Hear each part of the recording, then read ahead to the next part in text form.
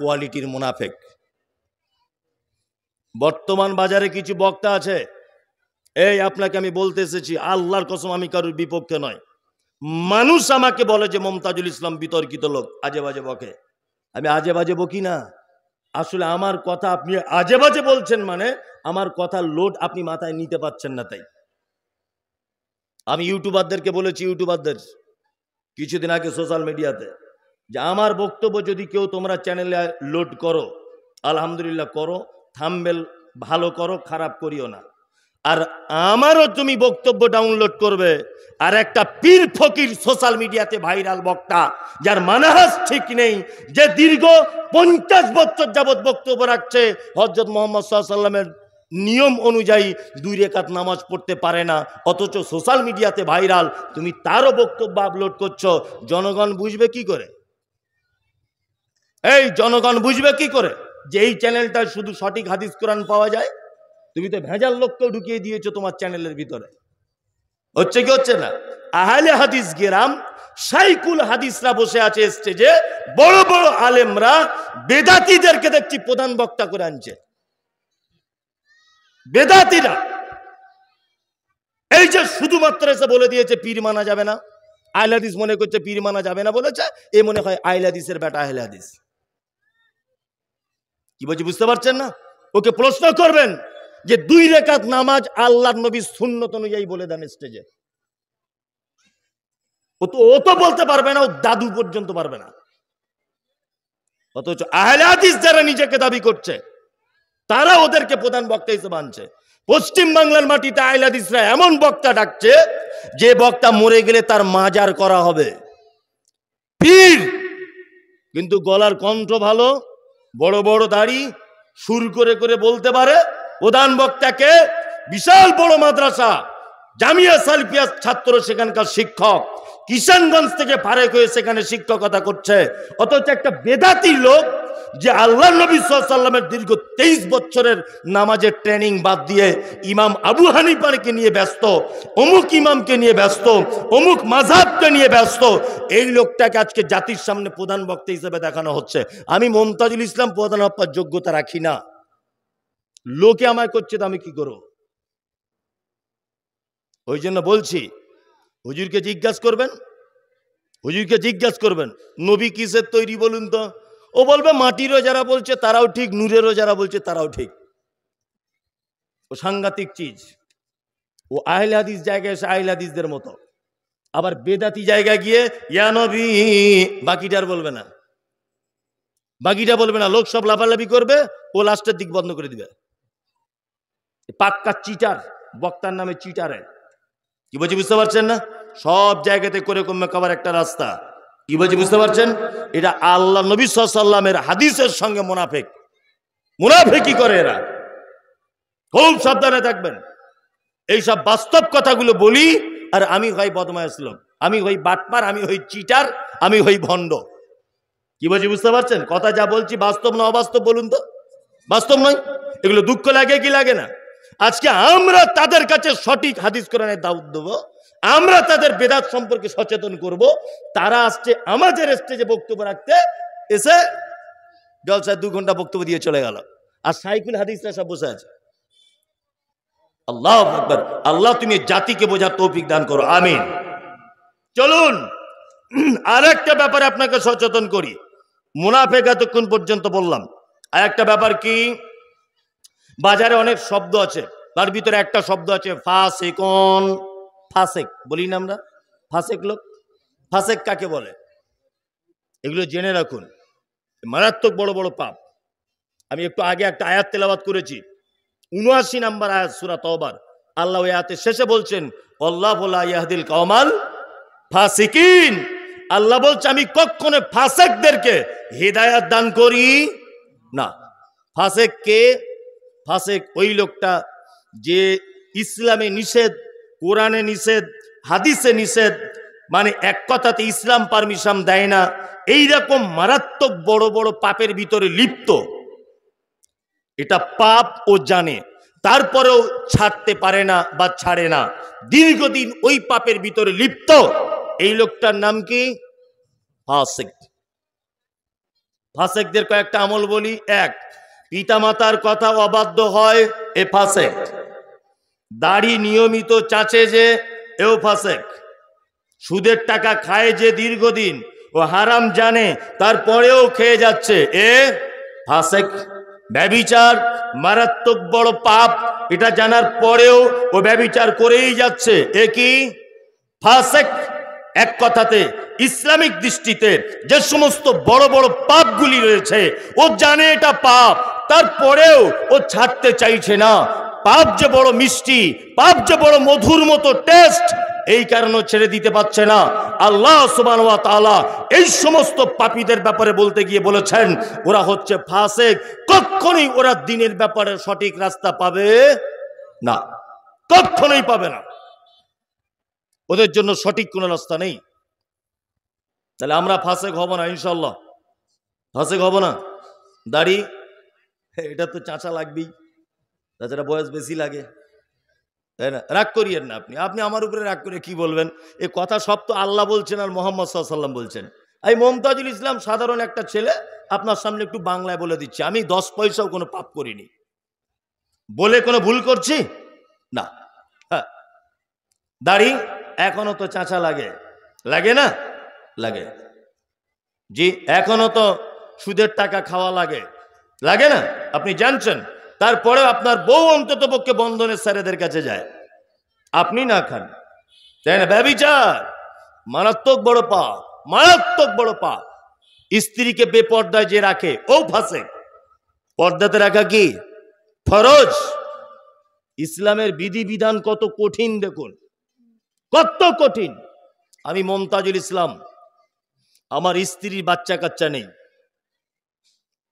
আমি এই আমার পিছনে বসে আছে আমার ভাই, এইদিকে একটা বসে আছে আমার সেলিম ভাই, পরিচিত লোক। এই দুইজন আমার খুব আপনজন মানুষ। তা আমি সেলিম ভাইয়ের একটা মেয়ে দত্তক নিলাম, বন্ধক নিলাম, বা ওকে পালন করার জন্য নিলাম, বা সেলিম ভাইয়ের একটা ছেলে আমি মানুষ করতে নিলাম, আমার স্ত্রীর ছেলে পিলে নেই বলে। ইসলাম কত কঠিন দেখুন। তার ছেলেটা যখন নিয়েছি তখন 3 বছর বয়স, আমার স্ত্রীকে মা বলে ডাকে। কি বলে? মা। ওনার ছেলে, আমার বাচ্চা কাচ্চা হয়নি আমার স্ত্রীর, ওই জন্য আমি ওনার কাছ থেকে ছেলেটা ধার নিয়ে মানুষ করছি।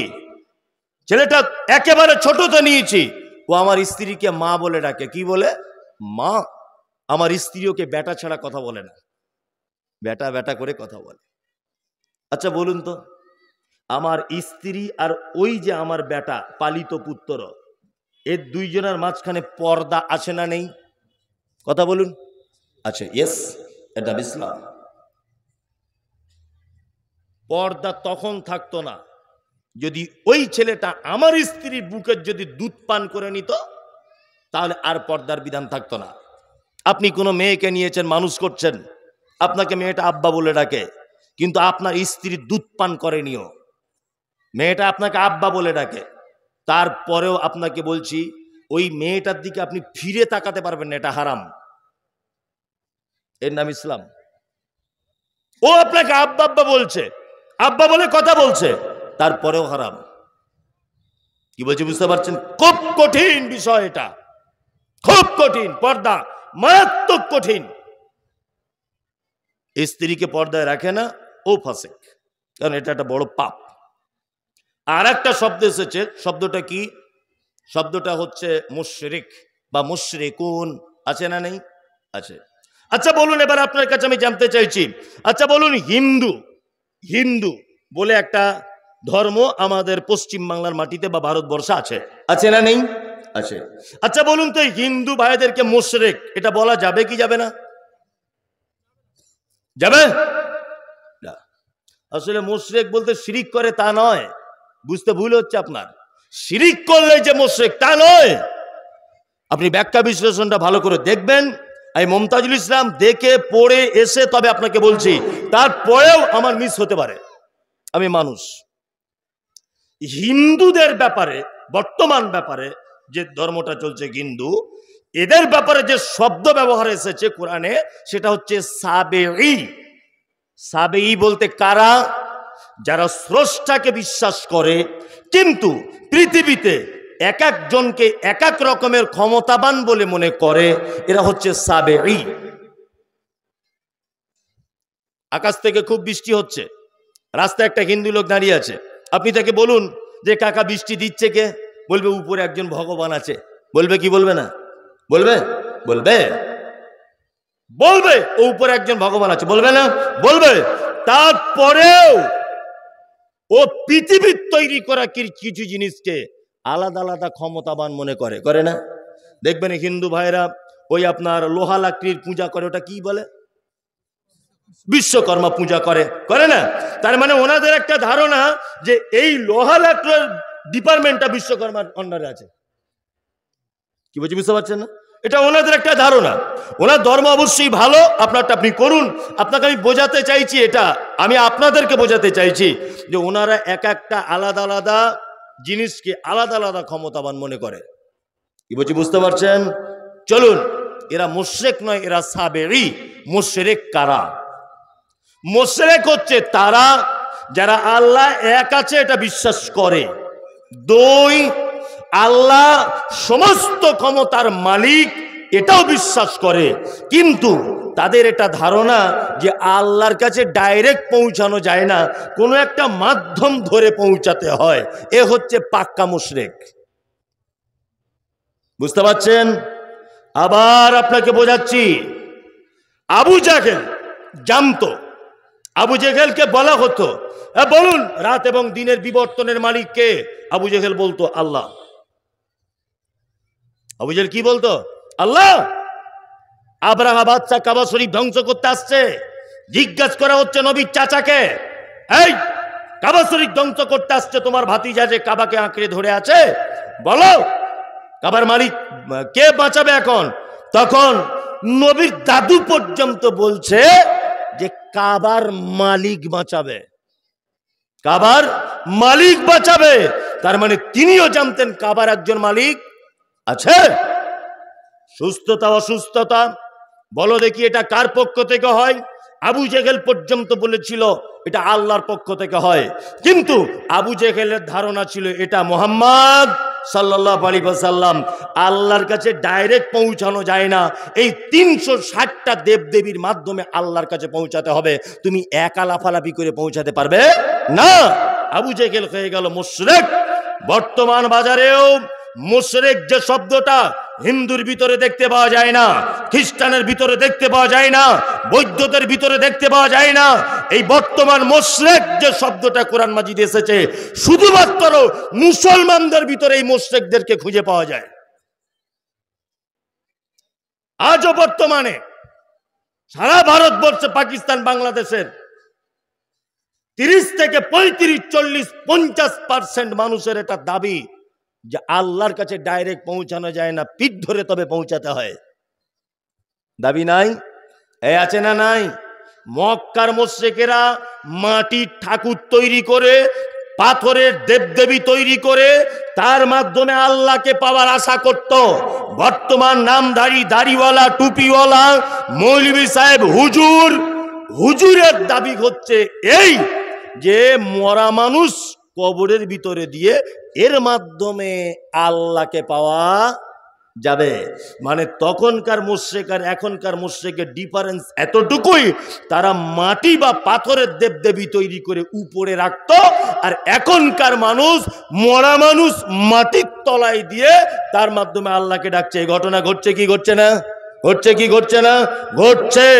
আমি মুমতাজুল ইসলাম বলছি, কোন মানুষ যদি কবর পূজা অবস্থাতে, কোন পীর সাহেব যদি কবর পূজা অবস্থাতে যদি তার মৃত্যুবরণ হয়, আমি মুমতাজুল ইসলাম আজকে বলে দিয়ে গেলাম জাতির সামনে, ওই কবর পূজারী জানাজা পড়া হারাম, চলবে না।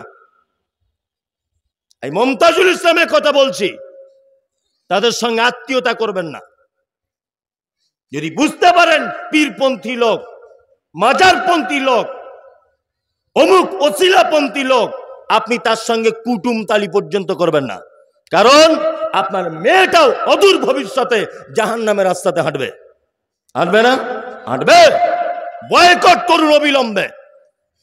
সব যদি পীর ফকির দিয়ে ইসলাম চলবে, হযরত মুহাম্মদ সাল্লাল্লাহু আলাইহি ওয়াসাল্লামকে পাঠানো হয়েছিল কেন? কেন পাঠানো হয়েছিল? বলছে অমুক কেতাবে লেখা আছে, অমুক হুজুর বলেছে, অমুক ইমাম বলেছে, অমুক পীর সাহেব বলেছে। এই তোমার পীর সাহেবের কথায় যদি ইসলাম চলবে, মুহাম্মদ সাল্লাল্লাহু আলাইহি সাল্লামকে পাঠানোর প্রয়োজন কি ছিল? কি প্রয়োজন ছিল মুহাম্মদ সাল্লাল্লাহু আলাইহি সাল্লামকে পাঠাবার? বদমাইশির জায়গা পাও না। একজন মাত্র মানুষের কথায় জান্নাত পাওয়া যাবে, তিনি হচ্ছেন মুহাম্মাদুর রাসূলুল্লাহ সাল্লাল্লাহু আলাইহি ওয়াসাল্লাম। দ্বিতীয় কোন জায়গার কোন মানুষের কথা ইসলামের কথা হিসাবে মানা যাবে না। তোমার হুজুরের কথা তোমার বইয়ের পাতাতে রেখে দাও, তোমার হুজুরের 10 পয়সাও দাম নাই, 10 পয়সাও তোমার পীর সাহেবের দাম নাই। তাহলে এরাও এক শ্রেণীর মুশরিক বর্তমানে ঘুরছে। ঘুরছে কি ঘুরছে না? ঘুরছে। চলুন আরো কত যে শব্দ এসেছে, যদি ব্যাখ্যা বিশ্লেষণ করা যায় তা রাত্রি 12টা বেজে যাবে। মানুষ তো বিরক্ত হবে, এসব বক্তব্য মানুষ শুনবে না। মানুষ কি শুনবে? ওই যে 7 তলা জাহাজের গল্প, হ্যাঁ, ওই যে ওখানে কি ঘটেছে এখানে কি ঘটেছে, এইসব মানুষ বেশি পছন্দ করে। এখন কিছু করার নাই। কি বলছি বুঝতে পারছেন? আমি যেখানে যাই আগে কয়েকটা হাসি নাসির কথাটা তো বলতাম জলসাতে, যেইখানে যাবে তা মানুষ স্মরণ করিয়ে দেয়। সেই হাসের গল্পটা বলবেন আজকে। একবারও বলেন একটা লোক যে এই হাদিসটা একটু বলবেন তো মৌলী সাহেব শুনবো, কেউ বলেন। দুঃখ লাগে এগুলো। কি বলছি বুঝতে পারছেন? এগুলো খুব দুঃখ। এবার আপনাদের ব্যাপারে আল্লাহ সুবহানাহু ওয়া তাআলা পুরস্কার ঘোষণা করেছেন। এই যত শব্দ এসেছে তার ভিতরে একটা দল, তার নাম হচ্ছে মোমেন। কে? মোমেন। এবার আপনাদেরকে বলি মোমেন কারা। এক, আচ্ছা ঈমান আর মোমেন এই দুটো জিনিস এক না আলাদা? কথা বলুন। কে? ভয় করছে বলতে, যদি গোলমাল হয়ে যায় তাহলে বিপদ হয়ে যাবে। তাহলে এরকম ভাবছেন নাকি? আমি আপনাকে মারবো না, গালও দেবো না, এটা শুধু বলুন আমাকে যে মোমেন আর ঈমান এই দুটো আলাদা না এক? বলছে একটাই। হ্যাঁ ঠিক, যে যেটা বুঝেছে সেটা বলেছে, কোনো সমস্যা নেই তো। আচ্ছা আমি এবার আপনাকে একটা কথা বলছি। আপনাদের গ্রামে একটা ছেলে এমএ পাস, চাকরি বাকরি কিছু পায়নি, এমএ পাস। আচ্ছা বলুন তো তাকে কেউ কোনোদিন স্যার বলে ডাকবে? ডাকবে? কেন ডাকবে না? কেন? তো এমএ পাস করেছে। স্যার উপাধি পেতে গেলে অন্ততপক্ষে কোনো স্কুলে ABCD FG এটাও পড়াতে হবে। কোন স্কুলের সঙ্গে সম্পর্ক এই স্যার শব্দটা, তাই না? আপনি যতই ডিগ্রি করেন আপনি জীবনে কেউ কোনোদিন স্যার বলে ডাকবে না। এই স্যার শব্দটা শুনতে গেলে আপনাকে কি করা লাগবে? স্যার শব্দটা শুনতে গেলে কি করা লাগবে? স্কুলের সঙ্গে যুক্ত হতে হবে, তবেই আপনি স্যার, তাই তো? দিদিমণি কেউ বলবে না, যত ডিগ্রি থাক। বলবে? বলবে না। এবার আপনাকে বলছি, আপনার ডিগ্রি আপনাকে স্যার উপাধি দিতে পারবে না। ঈমান এনেছেন, লা ইলাহা ইল্লাল্লাহ, আল্লাহ ছাড়া কোনো সত্য মাবুদ নাই, মুহাম্মদ সাল্লাল্লাহু আলাইহি ওয়াসাল্লাম আল্লাহর গোলাম, আল্লাহর বান্দা এবং তার রাসূল। এটা আপনি সাক্ষী দেন কি দেন না? এটা দিলেন মানে ডিগ্রি অর্জন হলো, আপনার ঈমানটা এলো। মোমেন হতে হবে। মোমেন হতে গেলে আবার কিছু মাল গুণাগুণ আপনার ভিতরে থাকতে হবে। হবে কি হবে না? চলুন মোমেনের দুটো একটা গুণের কথা আপনাদেরকে বলি। এক, আল্লাহ বলছেন ইন্নামাল মুমিনুনা আল্লাযীনা ইযা যুকিরাল্লাহু ওয়াজিলাত কুলুবুহুম ওয়া ইযা তুলিয়াত আলাইহিম আয়াতুহু যাদাতুহুম ঈমানা ওয়া আলা রাব্বিহিম ইয়াতাওয়াক্কালুন। মুমিনের গুণ আল্লাহ বলছেন। আল্লাহ বলছে মুমিন তো তারাই, কারা?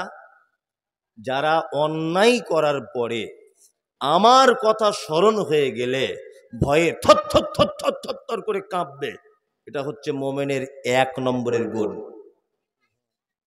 আপনার জীবনে পাপ হতে পারে, কোনো সমস্যা নেই, হতেই পারে। আপনার জীবনে ভুল হতে পারে, আপনি তখনই মোমেন বলে পরিচিতি দেবেন আল্লাহর দরবারে যখন সেই পাপ হয়ে যাবার পরে রাত্রে 2টোর সময়তে উঠে থর করে কাঁপতে কাঁপতে আল্লাহর ভয়ে ভীত হয়ে বলবেন, আল্লাহ, পৃথিবীর কারো দ্বারস্থ হয়নি, কোনো দরগাতে নয়, খানকাতে নয়, মাজারে নয়, তুমি গফুর রহিম, তুমি ক্ষমা করে দিতে পারো। প্রভু, আমি যে পাপ করেছি আমার স্ত্রী জানে না, যে পাপ করেছি পৃথিবীর কেউ সাক্ষী নেই, আমি যে পাপ করেছি হেডমাস্টার জানে না, মমতাজুল জানে না, আমার আব্বা মা জানে না, ভাই বোন কেউ জানে না, আল্লাহ তুমি জানো, তোমার কাছে ক্ষমা চাইছি। যদি আপনি পাপ করার পরে যদি স্যালেন্ডার হন কার কাছে? আল্লাহর কাছে, তাহলে আপনি হবেন 1 নম্বর মোমেনের গুণ আপনার ভিতরে রয়েছে।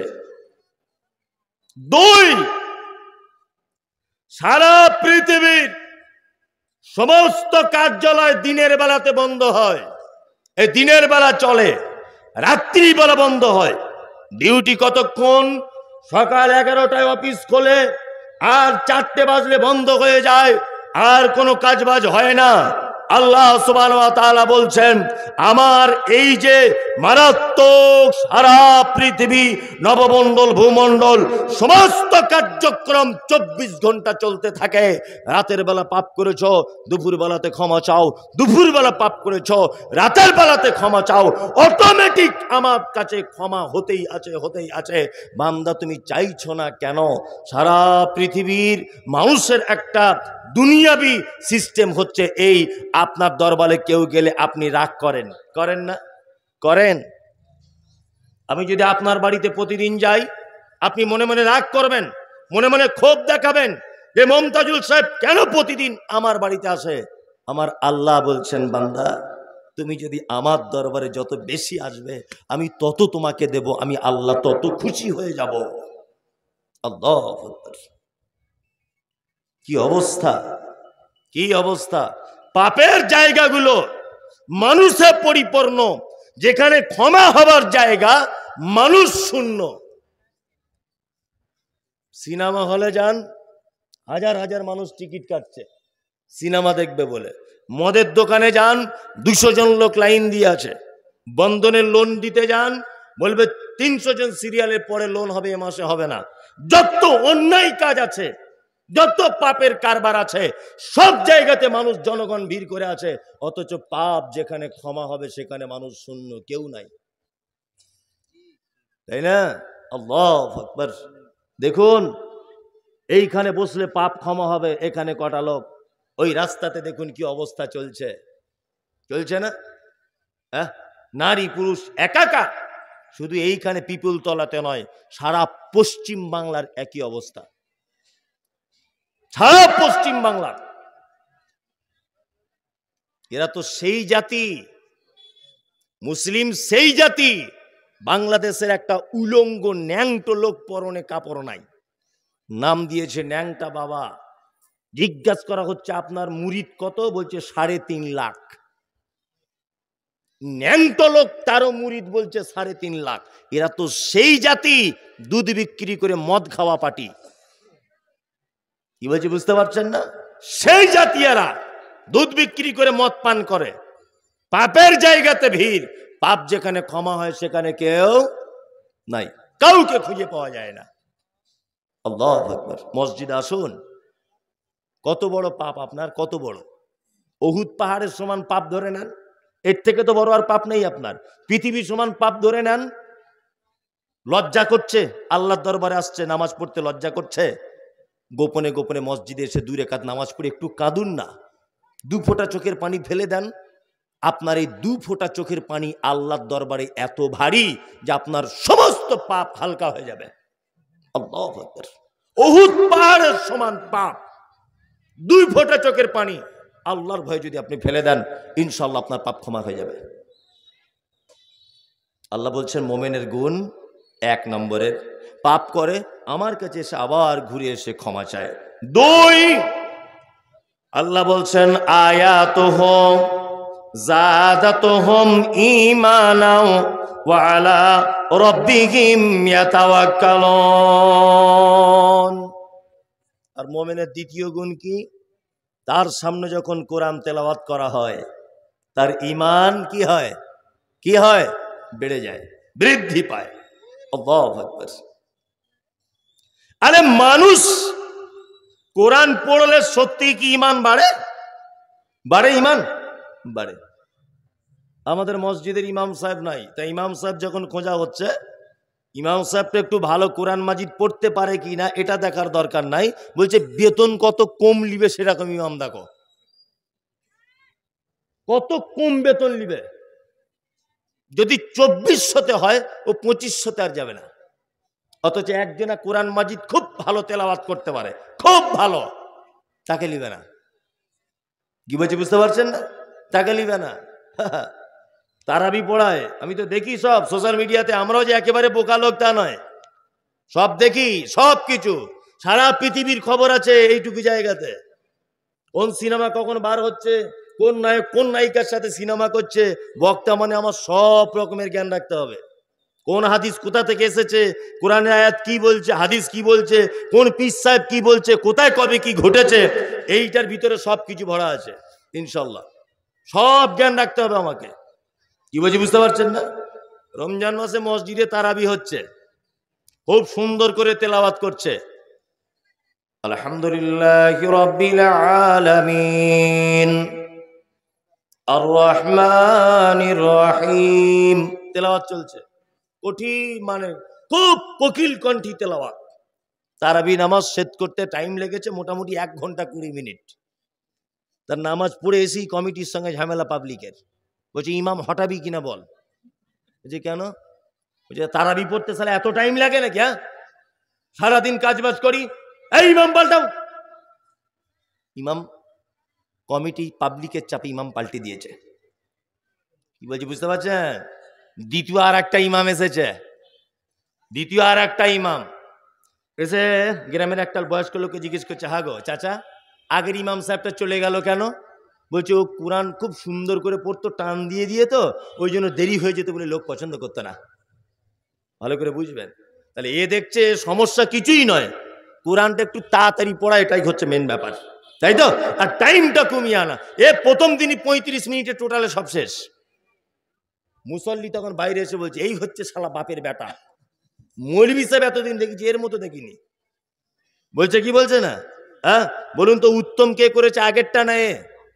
আগেরটা। আমরা কাকে উত্তম বলি? কাকে উত্তম বলি? দ্বিতীয়টা। আল্লাহ কি বলছেন? আয়াতুহু জাদাতুহুম ঈমানা। মোমেন তো তারাই, আহা, যাদের সামনে কোরআন তেলাওয়াত করা হলে তাদের ঈমান বেড়ে যাবে। সত্যি যে ঈমান বাড়ে জ্বলন্ত প্রমাণ। এই যে এখানে একটা ছেলে ছিল, কই এই মঞ্জুর, বাইরে চলে গেল। আমরা দুজন এবার ওমরা করতে গিয়েছিলাম। আপনাদের দিনাজপুরের একটা লোক, দিনাজপুরের, এটা তো মালদা, দিনাজপুরের একটা লোক একেবারে নিরক্ষর, নাম লিখতে পারে না, কিছুই বুঝে না দুনিয়ার সম্পর্কে, একেবারে নিরক্ষর লোক। আমার সঙ্গে গিয়েছিল ওমরাতে। মানে আমি যখনই গেছি তখনই 20-30 জন 40 জন করে লোক নিয়ে গেছি। আবার রমজানের ঈদের 15 দিন পরে যাব। এই যে ভাইরা সব বলছে আপনার সঙ্গে যাবেন, চলুন সবাই মিলে যাবো একসাথে, কোনো সমস্যা নেই। তা লোকটাকে নিয়ে গেছি, কাবা শরীফের ইমাম আল্লাহু আকবার কোরআন তেলাওয়াত করছেন।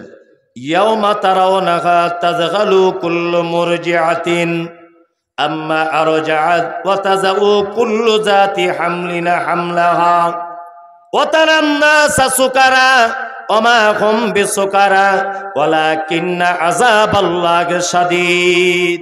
বাংলা মানে কি? বাংলা মানে আল্লাহ বলছেন কিয়ামতের দিন এত ভয়াবহতা হবে যেদিন গর্ভবতী মা তার বাচ্চা নিচের দিক দিয়ে পড়ে যাবে, বুঝতে পারবে না। আল্লাহু আকবার। একজন দুগ্ধ দানকারিণী মা তার বাচ্চাকে দুধ পান করাতে ভুলে যাবে। মানুষগুলোকে দেখতে পাওয়া যাবে সব যেন মাতাল। আল্লাহ তারপরে আবার বলছেন অমা হুম বিসুকারা, একজনাও কেউ মদ পান করেনি, ওয়ালাকিন্না আযাবাল্লাহি শাদীদ, শুধু আমার কঠিন আযাবের ভয়ে মানুষকে সব মাতালের মতো ঘুরতে দেখা যাবে কিয়ামতের মাঠে। সুবহানাল্লাহ। এই কিয়ামত আব্দুর রহমান আস-সুদাইস তিনি যখন তেলাওয়াত করছেন, উনি আরবি দেশের মানুষ, হাউ হাউ করে কাঁদছেন। আমি মমতাজুল ইসলাম সামান্য একটু বুঝতে পারছি যে আল্লাহ এটা বলতে চাইছে, আমার চোখ দিয়ে অঝরে পানি ঝরেই যাচ্ছে। ফজরের নামাজ আর এশার নামাজ আব্দুর রহমান আসুদায়েস সাহেব তিনি পড়াতেন, ইমাম, প্রথম নম্বর ইমাম উনি মক্কার কাবা ঘরের। আমার পাশে দাঁড়িয়ে থাকতেন ওই চাচা দিনাজপুরের, ওনাকেও দেখতাম ডুকরে ডুকরে খুব জোরে জোরে কাঁদতেন। জিজ্ঞাসা করে বলতাম নামাজে পড়ে, চাচা আমি আরবি জানি বলে আমি না হয় মন ভরে গেল, আমি কেঁদে দিলাম, তুমি কেন কাঁদলে? চাচা তখন বলছে, সত্যি মাওলানা সাহেব, আমাদের এলাকাতেও নামাজ পড়েছি, কোরআন পড়লে যে অন্তর গলে যায়, আজকে আমার কাবাতে এসে তার জ্বলন্ত প্রমাণ হলো। অশিক্ষিত লোক, কোরআন পড়তে জানে না, কোরআনের মানে বোঝে না, সুললিত কণ্ঠে তেলাওয়াত শুনলে তার ঈমান গলে, মন গলে, চোখ দিয়ে পানি ঝরে ঝরে জামা ভিজে যাচ্ছে। আল্লাহর কসম করে বলছে, এটা আমার নিজের চোখে দেখা, নিজের চোখে দেখা। 1 লাখ টাকা খরচা করে আপনি একবার যদি উমরাটাও অন্তত পক্ষে করে আসেন, 1 লাখ টাকা, আমার সাথে চলুন, রমজানের পরে আমি যাব ইনশাল্লাহ, চলুন, 1 রেকাত নামাজ পড়বেন, মনে হবে 5 লাখ টাকা শোধ হয়ে গেল।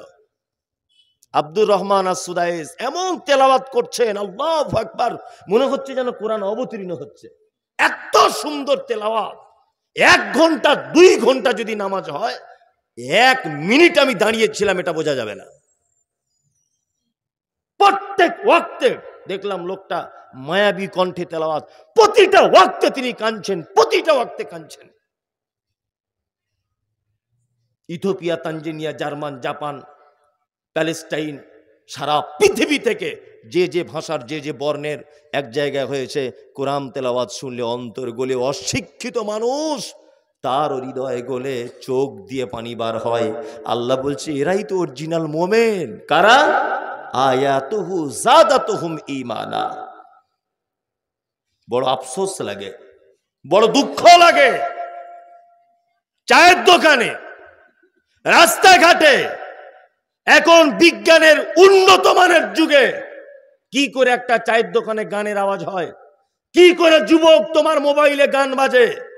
তুমি কোরআন পড়তে না পারলেও social media, YouTube, Google, Facebook, তুমি যদি সার্চ করো যে কোরআন তেলাওয়াত দাও, অতটুকু যদি কথা বলতে পারো, আসবে কি আসবে না?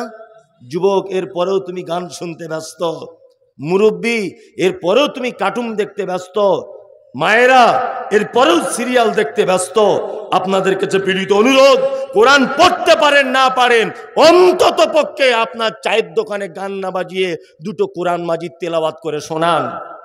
আপনার মোবাইলে হেডফোন দিয়ে একটু কোরআন মাজিদ তেলাওয়াত শুনুন, অবশ্যই আপনার মনে দাগ কাটবে, কাটবে, কাটবেই। কাটবে কি কাটবে না? কাটবে। লজ্জা লাগে যুবক, তুমি এখন হেডফোন দিয়ে গান শোনো সারা রাত, কেন একটু কোরআন মাজিদ শোনা যায় না? আল্লাহ বলছেন, আয়াতুহুম যাদাতুহুম ঈমানা ওয়া আলা রাব্বিহিম ইয়াতাওয়াক্কালুন।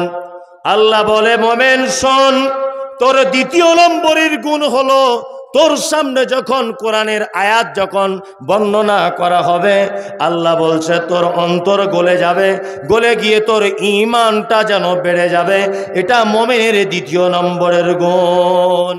আয়াত বলতে নিদর্শনাবলী বোঝায়। আয়াত মানে কি? নিদর্শনাবলী। আল্লাহর যে কত নিদর্শনাবলী পৃথিবীতে আছে, শেষ করা যাবে গুণে? যাবে। 2টা একটা নিদর্শনাবলী। আপনারা রাগ করছেন, ছেড়ে দিব নাকি?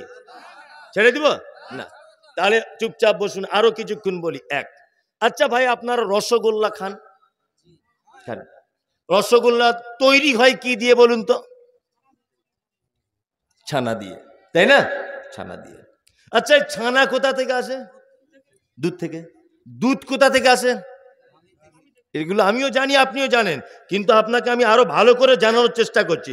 গাভী থেকে, তাই না? এবার আপনাকে বলছি, গাভী কি খায়? ঘাস খায়। এই যে এইগুলো খায়, যেগুলো আপনারা বসে আছেন, কি বলে এগুলো? খোর। খোর, কাঁড়ি। কাঁড়ি আমাদের ওদিকে বলে বিচুলি, মানে এক দেশের গালি তো আর এক দেশের বুলি। কি বুঝলেন? আমার জীবনে একটা ঘটনা আছে, বাংলাদেশে গেছিলাম একবার, প্রথম তখন যাচ্ছি, প্রথম তা আমি তখন পাসপোর্ট ছিল না, নদীর এই পারে দাঁড়িয়ে আছি। তা ওইখানে ওই পারে যে একটা হাফেজ সাহেব আমার ডেট করেছিল, ওনাকে ফোন করছি, তখন সুইচ অল মোবাইল। বললাম ভাই আমি তো নদীর পাড়ে চলে এসেছি। তা বলছে আপনি শুধুমাত্র নদীটা পার হন। বলছি কিসে যাব? বলছে হেলিকপ্টারে করে আসুন। হেলিকপ্টার পাঠাচ্ছি আমরা। আমি আমার বউকে সাথে সাথে ফোন লাগিয়ে দিয়ে বলছি জানো জীবনের একটা বড় স্বপ্ন পূরণ হতে যাচ্ছে। প্লেন বহুবার চেপেছি, আল্লাহ দিয়েছে, ওমরায় গেছি, তারপরে দিল্লি, বোম্বাই, গুজরাট প্লেনে সবসময় যাতায়াত করছি, আসামে যাই সবসময়তেই প্লেনে যাই, প্লেন সবসময় চেপেছি, জীবনে হেলিকপ্টার চাপা হয়নি। এবছরে মনে হয় স্বাদ মিটবে। আমার স্ত্রী বলছে তাহলে আপনার কপাল ভালো, আপনি চাপুন। আমার তো মেয়ে ছেলে মানুষ, আমার কপালে নাই। তা আমি আবার হেলিকপ্টারে উঠবো বলে ব্যাপার বুঝতে না পারে ভালো পাঞ্জাবিটা ব্যাগ থেকে বার করে পড়েছি। ভালো পাঞ্জাবি পরে আতর টাতর মেখে নিলাম, হেলিকপ্টার বলে কথা, বক্তা হিসেবে যাচ্ছি আমি ইন্ডিয়ার। এখন তারপরে দেখছি একটা লোক সাইকেল নিয়ে এসেছে, তার পিছনে দেখছি এইরকম দুটো বাঁশ বাঁধা, তার উপরে একটা বস্তা দিয়ে জুত করে পেঁচিয়ে একটু গদি টাইপের করা। আমাকে বলছে হুজুর উঠুন। আস্তাগফিরুল্লাহ, সাংঘাতিক ব্যাপার। এইটার নাম হেলিকপ্টার? জীবনে জ্বালা ছিল না। দেখুন বাংলাদেশ সাতক্ষীরা জেলা, তবুও বলছি কোনো বন্ধু বান্ধব থাকলে এখন জিজ্ঞেস করুন, হেলিকপ্টার যদি না বলে আমি এইখানে কান ধরে উঠবোস করে চলে যাব। কোন সাতক্ষীরা জেলা বলে হেলিকপ্টার বলে, প্যাসেঞ্জার বয়। আমি বলছি আজ থেকে অনেকদিন আগের ঘটনা, যদিও 10-12 বছর আগে হবে। এক দেশের বলি আর এক দেশের গালি। গরু কি খায়? ঘাস খায়। আর এই খড় নাকি খ্যাড়, কাড়ি, এই কাড়িগুলো খায়, তাই তো? ওর কাড়িগুলো দেখবেন একেবারে খেয়ে নেয়, রাত্রে যখন রেস্ট করে তখন আবার বার করে উগলে দেয়, দিয়ে যেটা কি বলে কি জাবর কাটা নাকি বলে, জাবর দেয়।